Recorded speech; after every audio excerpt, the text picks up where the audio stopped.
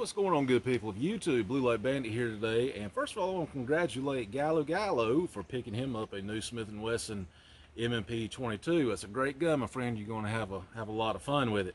But there is one thing that you need to know about this gun, so I thought I'd make a video about it. I'm actually wanting to do a full review on this, but it's going to take a little bit more time, and so I thought I'd get this bit of information out there just so you'll know in case, because I know you was wanting a suppressor. So stay tuned and check it out. Came from the mud, there's dirt on my hands. Strong like a tree, there's roots where I stand. Oh, I've been running from the law. Hope they won't shoot me down soon.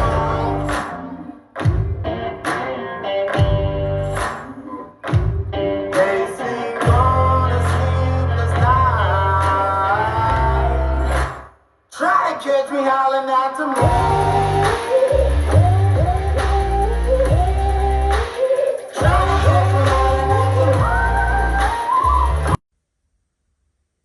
Okay guys, so the one thing you need to know about this gun, I'll give you the quick story. Bought this gun at the gun shop. I asked if it was suppressor ready, and they said, yeah, but you need an adapter. And they had an adapter there, and I was like, well, I'll go ahead and buy the adapter. If you want to, just go ahead and throw it on for me. The gun store began to try to take off the when you buy this gun, they might have several different models, but they have a thread protector. This didn't come with the gun. I bought this separate. So they, at the gun store, they began to take off the thread protector that Smith & Wesson put on here.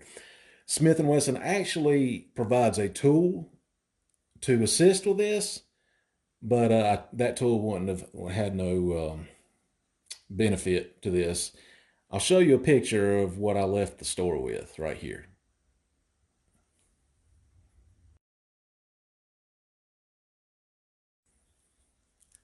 My gun isn't the only one that's had this problem. There's you can go search online gun forums, chat room stuff, and you'll find other people that's had the same problem.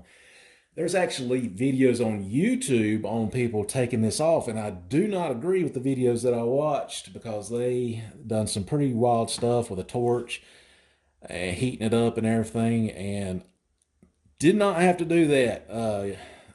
I showed you the picture of how they chewed it up. Once I saw that, and they give up on it, they said, we can't break it loose, and we're actually afraid we're going to crush the barrel because the barrel is, as you can see, it's very thin, okay? I was like, don't worry about it. I'll take it off when I get home. No big deal. So that's what I did. I went home and I field stripped it. And okay, I can't take it all the way apart because of my adapter. And I'm not taking, because I put thread locker on that.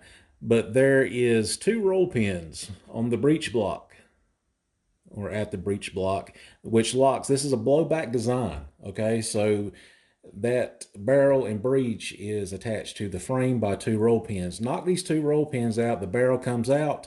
I put 2 pieces of leather on to protect it, put a pair of channel locks on it, and it broke free. It's right-handed threads.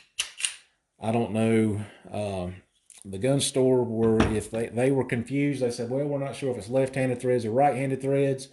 And I just told them to leave it alone. I'll take care of it when I get home. No big deal. And I did. I took it apart, took the barrel off, and then it was on there. Man, they cranked them on there tight. So beware of that, guys. If you buy one of these with the intent of putting a suppressor on it, you may run into some problems when loosening the thread protector. But if you do, just do whatever you want to. But that's how I took mine off, and it was pretty successful.